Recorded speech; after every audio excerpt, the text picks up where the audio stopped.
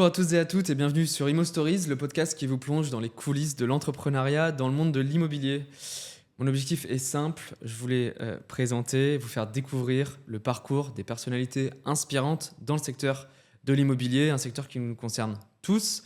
Je m'appelle Thomas Reynaud, je suis CEO et fondateur de GuarantMe et je suis ravi de vous accueillir. Alors Imo Stories a vu le jour grâce au soutien de l'ESPI, l'école supérieure immobilière.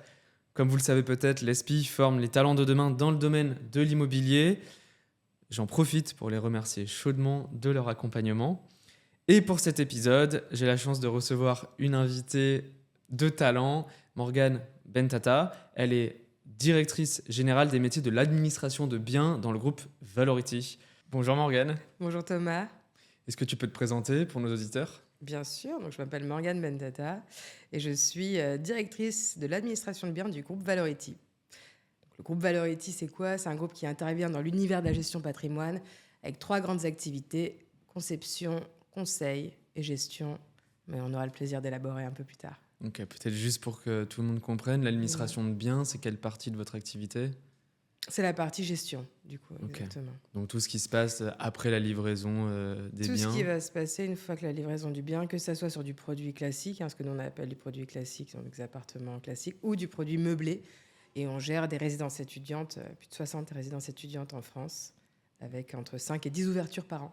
Bah, ça tombe bien, ça parlera peut-être aux étudiants de l'ESPI qui est Qu'on notre connaît soutien bien, sur... qu'on connaît bien, puisque on est grands sponsors de l'alternance, et donc on a beaucoup d'alternants dans notre groupe qui viennent de l'ESPI.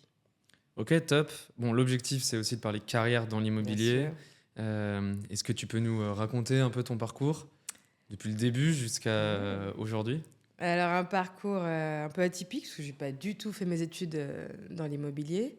Je suis partie faire mes études aux Pays-Bas, en droit, spécialisée en droit international public et droit de l'homme, vraiment. Donc, toute la partie études supérieures aux Pays-Bas. Je suis rentrée à Paris, à Nanterre, faire un Master 2, toujours en droit de l'homme. Qu'est-ce qui t'a poussé à partir aux Pays-Bas ? Très sincèrement, j'avais fait une année de fac à Lyon. C'était pas pour moi. Les amphis de 300 personnes, c'était pas pour moi, c'est pas possible. J'ai besoin d'un cadre. J'avais besoin de rigueur. Et là-bas, plus de 3 journées d'absence par trimestre et t'as 0 à tes cours, donc faut tout recommencer ton année.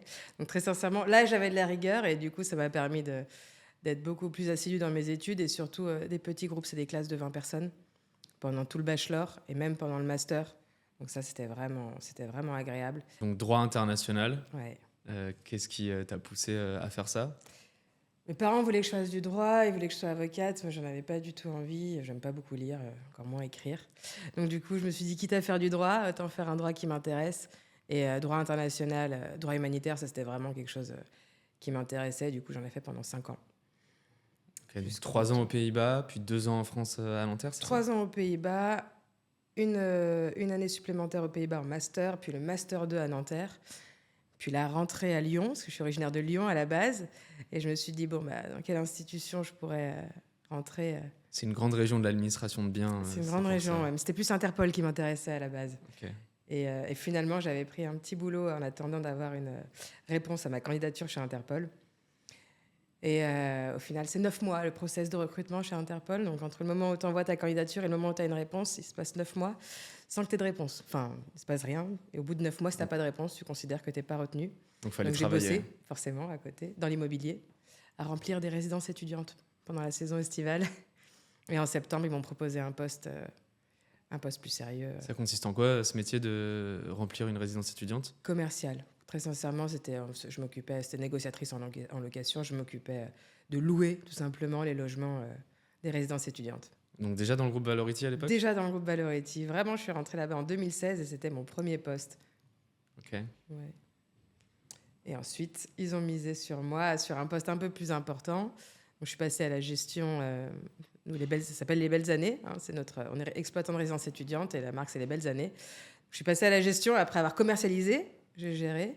Et puis, donc la gestion, c'est tout ce qui se passe après que le locataire est rentré dans les lieux, c'est ça ? Une fois que tu as sélectionné un candidat locataire, d'ailleurs, il faut rédiger un bail, le faire signer, étudier le dossier, bien évidemment, en amont.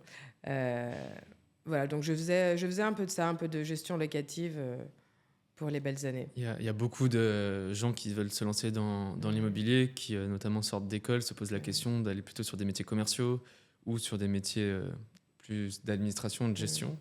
Comment se fait la réflexion chez toi à l'époque? C'est quoi les différentes compétences ou les différentes motivations qui t'ont poussé à évoluer comme ça? Alors très sincèrement, je savais que j'allais rester à Lyon et qu'Interpol, ça allait être très compliqué. Et c'était pas ma vocation première, hein, de faire de l'immobilier. Mais au final, on m'a proposé un poste un peu plus important. Je m'occupais de la synergie intra-groupe. Et puis on m'a dit, je me rappellerai toujours cette phrase, on m'a dit, je mise pas sur un cheval pour qu'il me claque entre les doigts, donc il faut prendre une décision maintenant. Et donc j'ai pris ma décision de rester. Ok. Donc ça c'est courageux, ça veut dire faire un vrai choix de carrière, abandonner Ouais. ta vocation première pour l'immobilier. Ouais. Mais c'était Interpol ou rien. Ok. Donc il n'y avait pas énormément de choix à côté, en fait, surtout. Les synergies du groupe, ça consiste en quoi? Donc on gère des résidences étudiantes, bien évidemment, mais avant de les gérer, souvent on les construit, on les commercialise via notre conseil, via notre réseau. Et donc c'était tout simplement d'expliquer aux garants des étudiants qui sont logés chez les Belles Années comment on pouvait les aider sur des solutions patrimoniales et donc leur proposer nos services tout simplement. Ok, donc quand papa et maman jouaient le rôle de garant pour l'étudiant qui louait en Nous, résidence. on leur expliquait que derrière le logement qu'ils avaient loué, il y avait un investisseur particulier privé, ouais, et que ça pouvait être eux. Ok. Donc c'est quoi? C'était pour racheter des biens qui avaient été achetés Bien par sûr. d'autres ou sur Non, du pour neuf, du neuf. sur des Du programmes neuf, neufs? ouais, bien sûr. Sur du programme neuf. Ok. C'était pas mal, ça a bien fonctionné, ouais. Si justement on rentre dans l'activité de Valority, donc est-ce que tu peux nous expliquer la partie promotion, qu'est-ce qu'elle représente, ensuite la gestion? Bien sûr, donc comme je te disais, c'est vraiment, on intervient dans l'univers de la gestion de patrimoine avec 3 grandes activités. La conception. Donc conception, on est aussi promoteur, hein, donc on construit certains des logements qu'on vend, qu'on commercialise, mais aussi on est concepteur au niveau de produits financiers. Hein, on propose des produits financiers à nos clients et on a un pôle pour s'en occuper. Ça, c'est toute la partie vraiment conception avec, donc je l'ai dit, Promessence, qui est notre promoteur, la marque promoteur, et la conception de produits financiers. On a la partie conseil. Donc la partie conseil, c'est tout ce qui va être le conseiller en gestion de patrimoine. Donc là, on va proposer des produits immobiliers, des produits financiers, vraiment à vocation de faire une réduction fiscale. C'est commun ça, d'avoir des groupes qui intègrent toute la chaîne de valeur en France? Nous, on dit que tout ce qu'on peut faire nous-mêmes, on le fera. Donc je ne sais pas si c'est commun, je ne connais pas beaucoup de groupes qui nous ressemblent.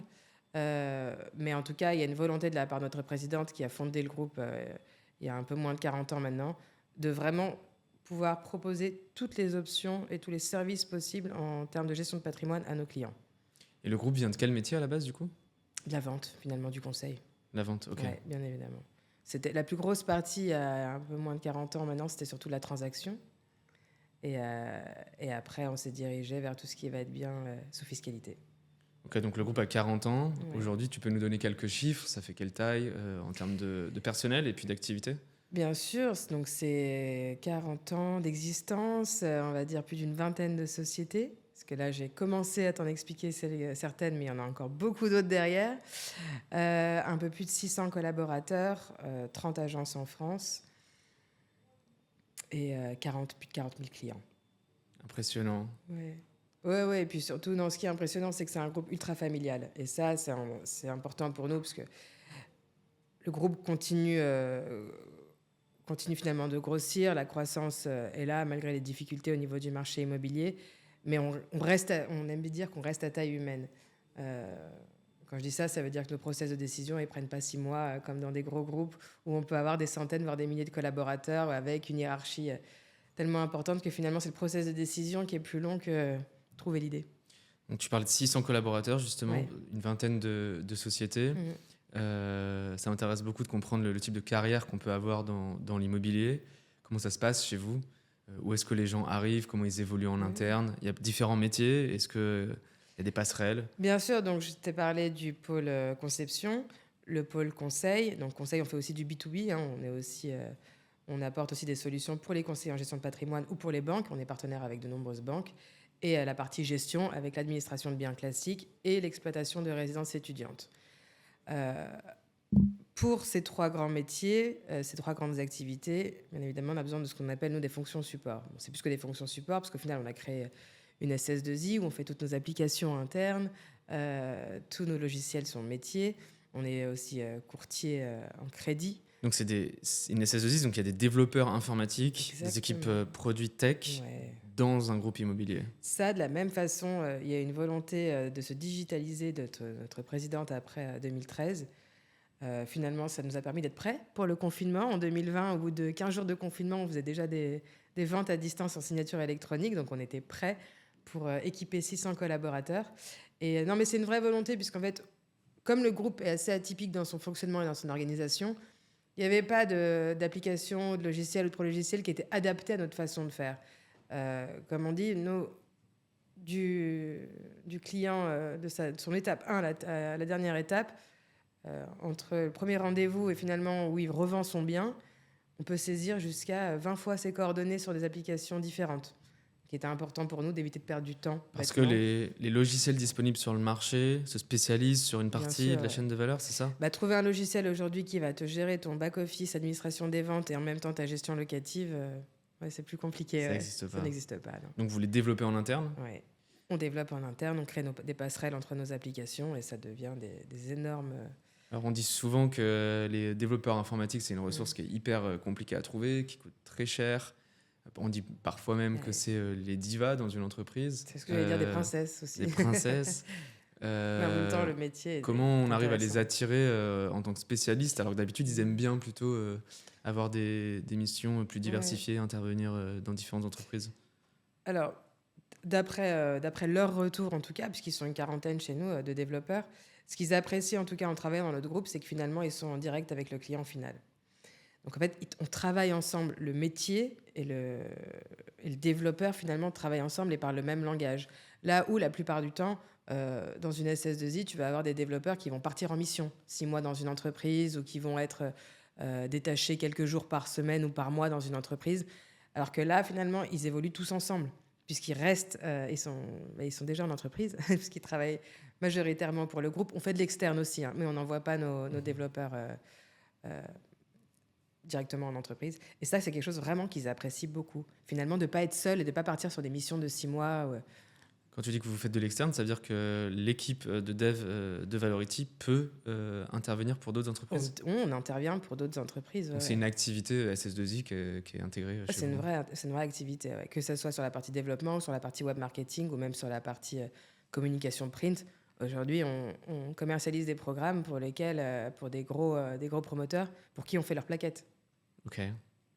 Bon, si on revient sur les métiers plus immobiliers que dev, est-ce que tu as des anecdotes ou des exemples de carrière chez Valority, de jeunes qui vous rejoignent ? Bien sûr. Déjà, on est très... Vraiment, on met beaucoup de moyens sur l'alternance. On croit beaucoup à l'alternance. Pour nous, c'est la meilleure façon de former finalement des futurs collaborateurs. Donc ça, depuis des années maintenant, depuis plus de 15 ans, on travaille avec ScienceU, depuis plus de 10 ans avec beaucoup d'autres écoles, dont l'ESPI. l'ESPI, exactement. On a beaucoup d'alternants. En fait, c'est intéressant parce que déjà, quand ils arrivent chez nous, les alternants, ils veulent tous faire la même chose. Ils veulent tous être dans la promotion. Ça, c'est assez impressionnant. Quand ils font de l'immobilier, quand ils commencent l'immobilier, ils veulent tous faire de la promotion. Pourquoi ? Parce que c'est ce qu'ils imaginent qui va rapporter le plus. Okay. Je pense, en tout cas, très sincèrement, parce qu'avec tous les problèmes que ça engendre, à part l'aspect financier, j'imagine que c'est extrêmement glorifiant de construire un immeuble, mais vraiment, c'est quand même beaucoup de problèmes, surtout en ce moment avec tous les problèmes, crise du logement, crise de l'immobilier, mais surtout maintenant, crise du bâtiment. Mais c'est assez drôle, comme à chaque fois qu'un alternant signe un contrat chez nous, sa volonté première, c'est finir dans la promotion, et au final, ils finissent de partout, sauf dans la promotion. Donc, c'est quoi qui fait qu'il y a ces changements d'orientation, justement ? Nous, on les sollicite pour qu'ils voient un peu tous les métiers de l'immobilier. Déjà, on travaille dans un groupe où quasiment tous les métiers de l'immobilier sont représentés. Donc, eux, ça leur permet vraiment de voir très spécifiquement ce que c'est que le conseil, ce que c'est que la gestion, ce que c'est que, je sais pas, le courtage en assurance pour des produits immobiliers. C'est vraiment important, cette vision globale qu'ils ont. Et puis surtout, ils échangent quotidien avec les collaborateurs des différentes activités dans l'immobilier. Et donc, on a des collaborateurs, donc des alternants qui vont arriver en voulant faire de la promotion et qui vont finir à signer en CDI en gestionnaire sinistre. Ouais. Alors que la gestion de sinistre, Donc c'est c'est les vraiment pas ce qu'ils échanges en préfèrent. interne, c'est l'expérience Bien qu'ils sûr, ont eue ouais. pendant leur 1 an, 2 ans d'alternance. Ouais, et leur laisser la possibilité de découvrir tous les métiers de l'immobilier. C'est-à-dire que s'ils veulent passer une semaine avec les promotions, ils passeront une semaine avec la promotion. S'ils veulent, je sais pas, passer une semaine avec le conseil, vraiment, on les invite à le faire. Parce que de toute façon, les alternants, on en prend, nous, dans toutes les activités de l'immobilier du groupe. Donc c'est important. Au pire des cas, il ne se plaît pas à la gestion, il peut aller en alternance au conseil. Ça nous arrive, enfin ça nous arrive très souvent. Et derrière, après, c'est des carrières qui se construisent. Aujourd'hui, on a quand même plus de... Ouais, on a quand même plus d'une dizaine de collaborateurs qui ont plus de 10 ou 15 ans d'ancienneté chez nous et qui ont commencé en tant qu'alternants. Et ça, c'est une vraie fierté. Ouais. Ok. Et est-ce que l'immobilier est aussi, du coup, vu que vous avez tous les métiers, une voie de reconversion? Bon, alors toi, ça a été plus qu'une reconversion, c'est vraiment une réorientation Ouais, par vraiment, rapport complètement. à ce que tu voulais faire à l'origine. Mais on recrute qui, en fait, finalement, quand on fait venir des gens dans une entreprise comme la vôtre? Est-ce que c'est que des gens qu'on débauche chez des concurrents ou est-ce qu'il y a des carrières plus atypiques? Alors encore, vraiment, nous, on mise sur l'alternance. C'est-à-dire qu'on préfère former dès le départ, dans la mesure du possible, bien évidemment.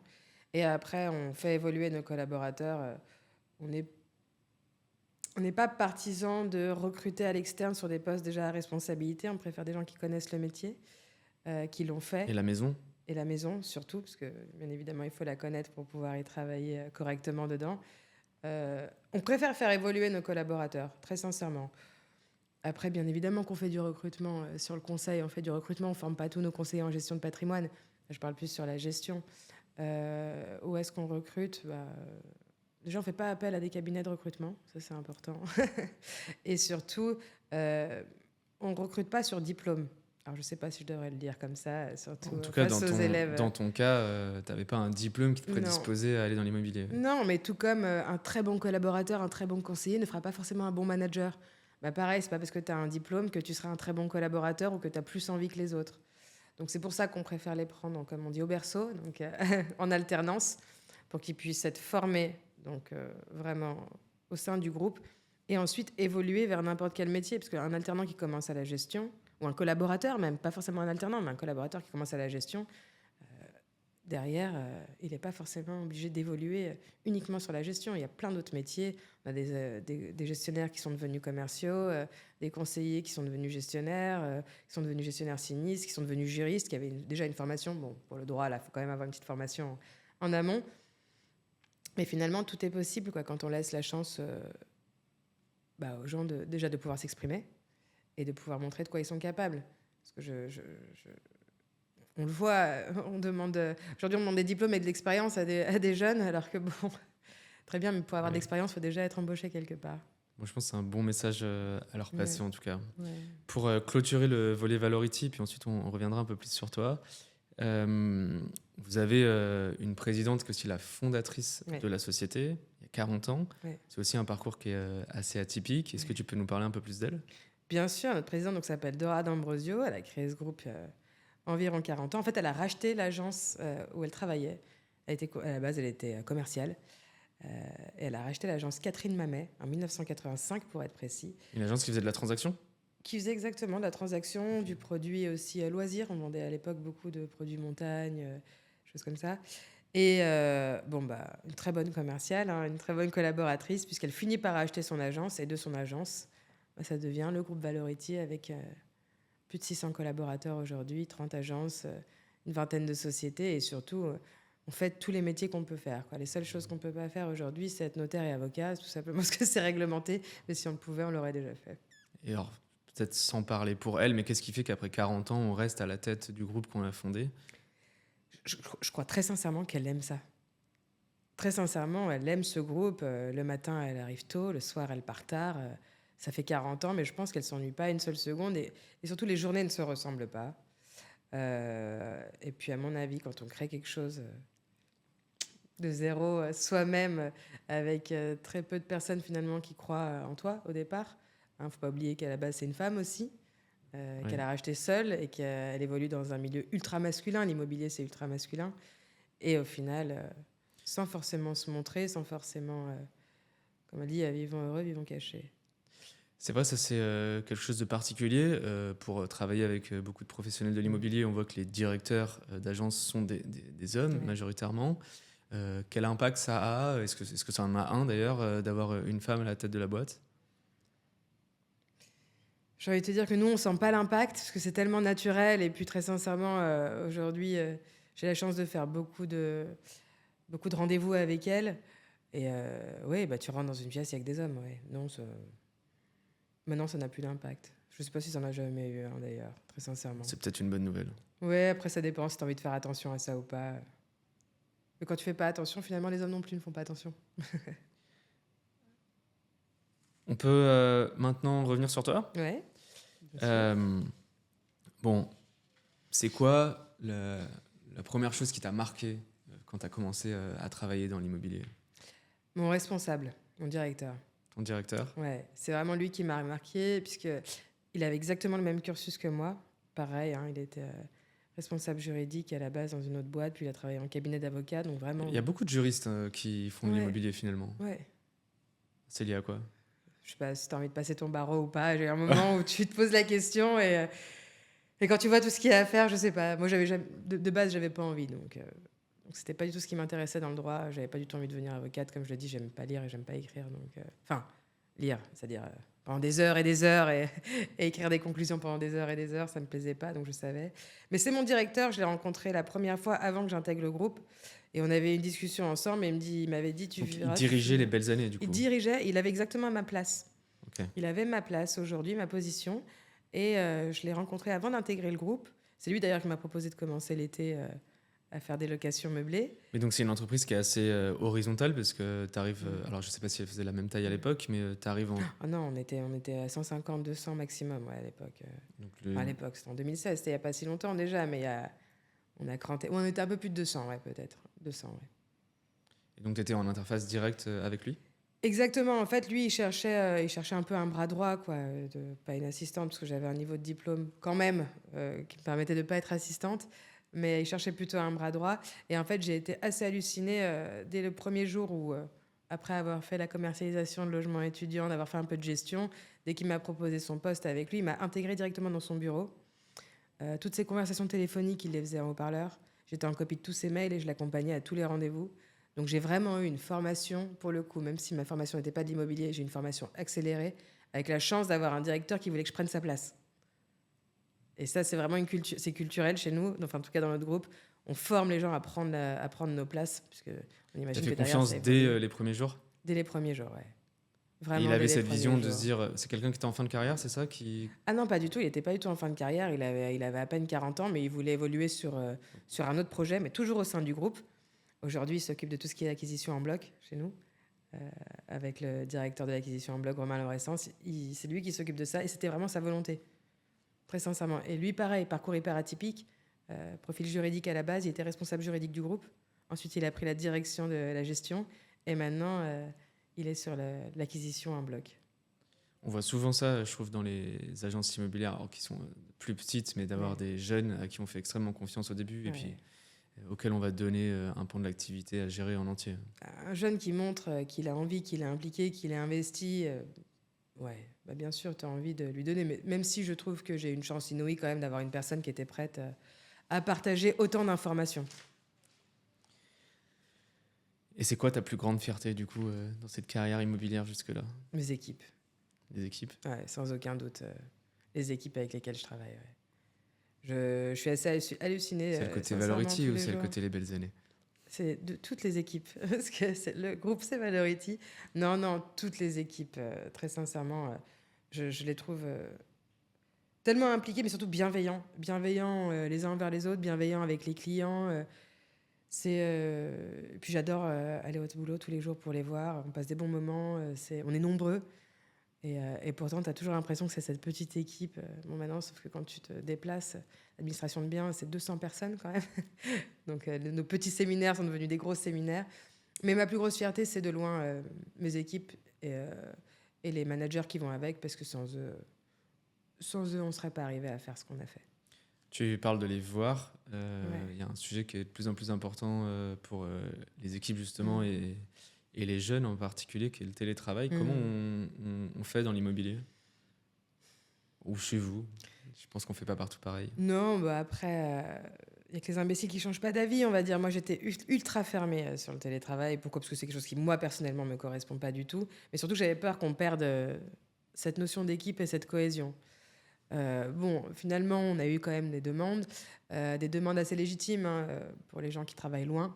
Je peux comprendre que ça a du plus. Donc, on a mis une règle en place, on l'a ouvert, le télétravail. On a mis des règles en place très précises. Euh, Surtout, les règles sont mises en place pour éviter qu'il y ait de la frustration entre collaborateurs, en disant bah, lui, il est tout le temps en télétravail, je sais qu'il ne se passe pas grand-chose quand il l'est, elle est tout le temps au bureau, et pourtant, tu vois, ça peut vraiment aller dans tous les sens. Et on s'est dit, le plus important, c'est de mettre un cadre, de mettre des règles, et que le premier qui ne respecte pas les règles, il n'y a pas de joker. Le premier qui ne respecte pas les règles, il n'y a pas de joker, on revient en 100% au bureau, en présentiel. Et au final, on a laissé beaucoup d'options et de choix aux collaborateurs. Et je pensais très sincèrement qu'ils allaient tous prendre l'option maximum de télétravail. Et pas du tout. Et il y en a, au bout de quelques semaines, quelques mois, voire quelques semaines, le télétravail sont revenus à 100% en présentiel. Et tu observes des lignes directrices en termes de profil ou c'est purement lié à la personnalité des individus? Bah, Est-ce que c'est plutôt les jeunes, plutôt les gens qui ont des enfants? Est-ce que c'est... Non, ça, vraiment, alors pour l'âge, pas du tout. L'âge, il n'y a pas y a pas de profil typique. Le seul peut-être, la seule chose qui est commune aux gens qui préfèrent le télétravail, c'est ceux qui habitent loin ou qui mettent plus une heure et demie pour venir au bureau le matin. Ça, je peux comprendre que bon, quand tu perds entre 2 et 3 heures par jour dans les transports, ouais, ça peut être fatigant. Euh, mais non, et au final, très sincèrement, de plus en plus de gens reviennent en présentiel, quoi. Nous, on l'a pas ouvert toute la semaine. On Ok. voulait qu'il y ait des jours communs où quand même tout le monde est là. C'est le lundi et le vendredi, euh, pour des raisons évidentes. Et au final, le lundi et le vendredi, c'est les moments où sur nos plateaux, il y a le plus d'ambiance finalement. Donc c'est important. Si on regarde de l'autre côté, Mm. tu penses que c'est quoi ton plus gros échec ou quelque chose que tu aurais fait différemment, un regret jusqu'à présent? Je sais pas. Non, très sincèrement, dire que j'ai vécu un gros échec aujourd'hui, non. Genre, je suis encore jeune malgré mon âge, ma carrière est encore jeune. Non, bien évidemment qu'il y a des choses qu'on ferait différemment tous les jours et des choses, des petites décisions qu'on prendrait et qu'on ferait différemment, mais non, les échecs qu'on essuie, on n'est pas responsable. Non, et s'il y a une chose que je pouvais changer, c'est peut-être cette crise. Mais c'est pas mon échec à moi, Ça a cette quoi crise immobilière. comme impact justement? On peut y venir. Il y a un Mm. contexte dans le marché de l'immobilier au sens large, notamment dans Ouais, la transaction, qui est très, très compliqué. ouais. Ça a quoi comme impact? Bah, ça a comme impact que, du coup, en tant que locataire, tu as du mal à trouver un logement. Il y a de moins en moins de déco-habitants. On le voit, hein, que ce soit les étudiants qui cherchent un logement pour faire leurs études, que ce soit des couples qui sont en situation de séparation. Bah, ils vont avoir beaucoup de mal à trouver un deuxième logement et se séparer. Des jeunes actifs qui voudraient quitter le foyer familial. Là, on a eu les résultats Parcoursup. On est à 2000 demandes de logement par jour juste sur nos résidences étudiantes. Et là où parfois on pouvait avoir un petit peu de vacances locatives en logement classique sur certaines villes, c'est terminé. Tu mets une pub en location, tu as 200 appels dans la journée, c'est terrible. Ça a un impact aussi sur les métiers en interne, ça, sur les équipes? Parce qu'en fait, Mm. traditionnellement, on a 10-15 candidats par appartement et en ce moment, c'est voilà, ce que tu dis, c'est entre 50, C'est un 100, 200. impact indirect dans le sens où bah, tu peux pas répondre à tout le monde. Donc souvent les gens ont l'impression que tu t'en fiches de leurs besoins, alors que pas du tout. C'est simplement qu'on peut pas répondre aux demandes de tous les candidats. Et ça devient frustrant parce que derrière, tu génères des avis négatifs où les gens vont mettre un avis négatif en disant ne prends même pas la peine de me répondre, passez votre chemin avec le nom du collaborateur.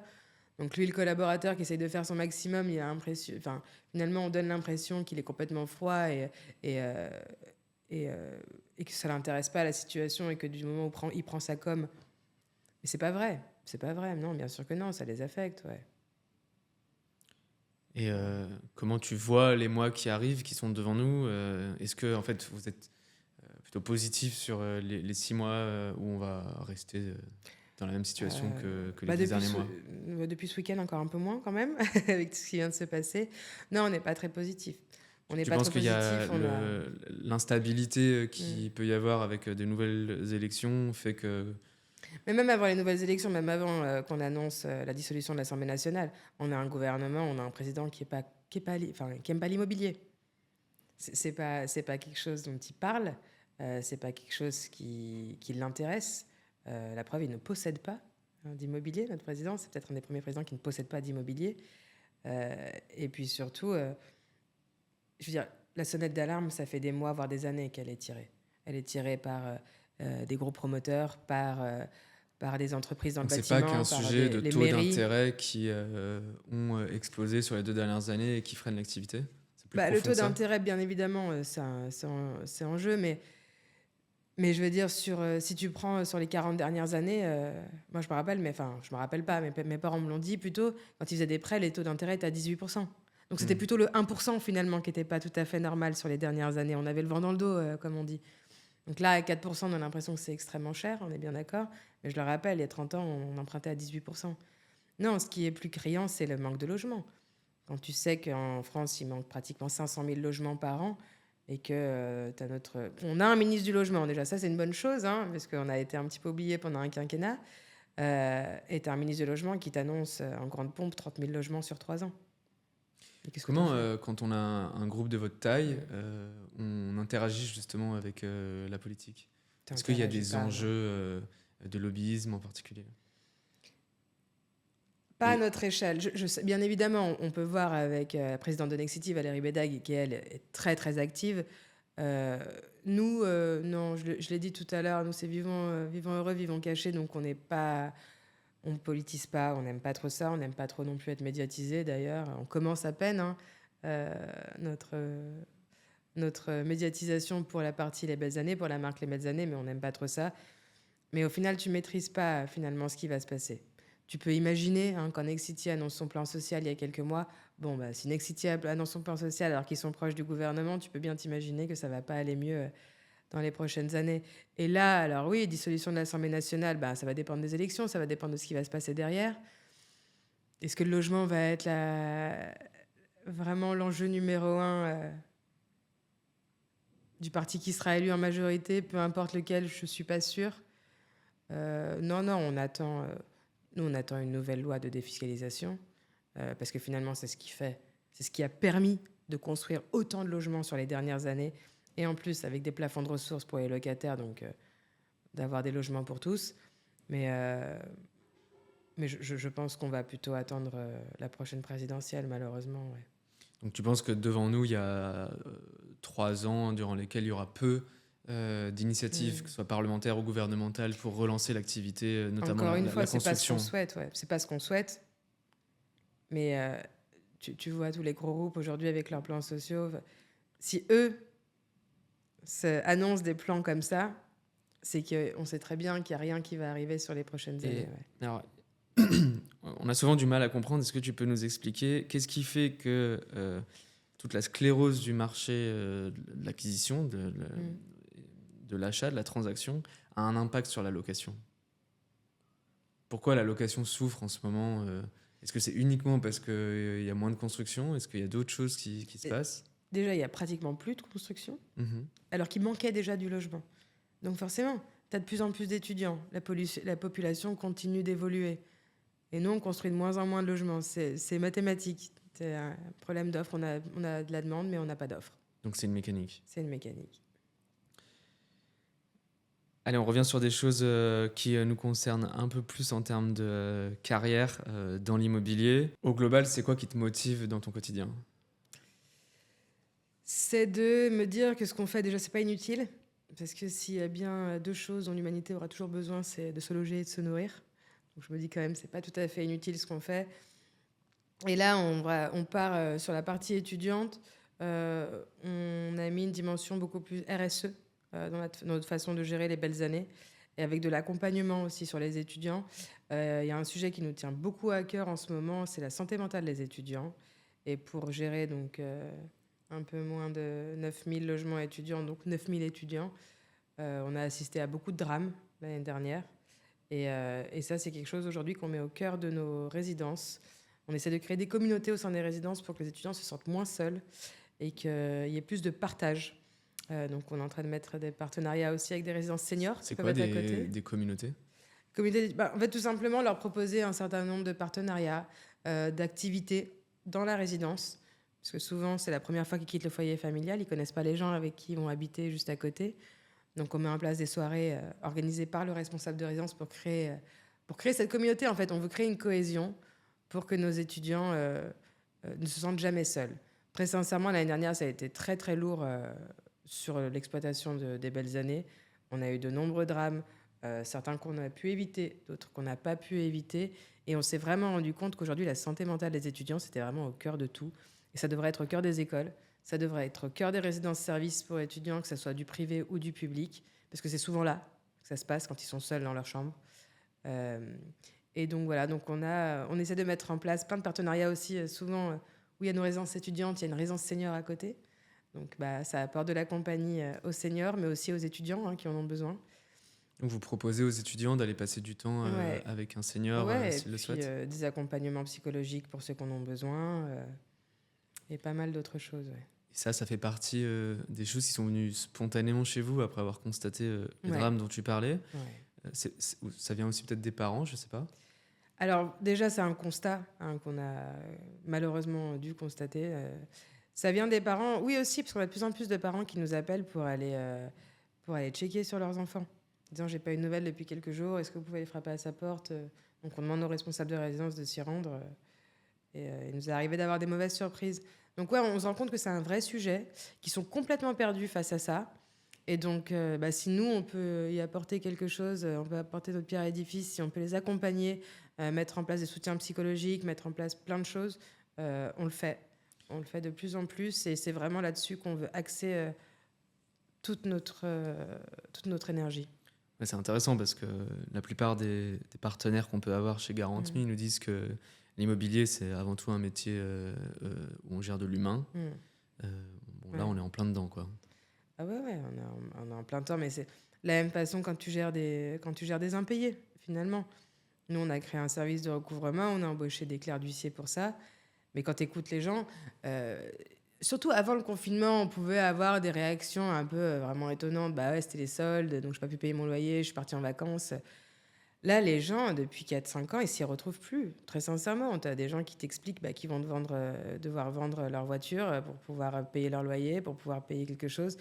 On met en place des échéanciers de plus en plus. On accompagne, vraiment, on accompagne parce que tu as des personnes qui sont de bonne volonté, mais qui sont tout simplement en incapacité financière, quoi. Malgré le fait qu'ils travaillent. Ça, je trouve ça consternant en France que tu travailles et que tu n'aies pas de quoi finir ton mois. S'il y avait un secret pour réussir dans ce secteur, que ce soit la construction, la promotion, l'administration de biens, ça serait quoi? Je sais pas. Si tu le connais, je le veux bien.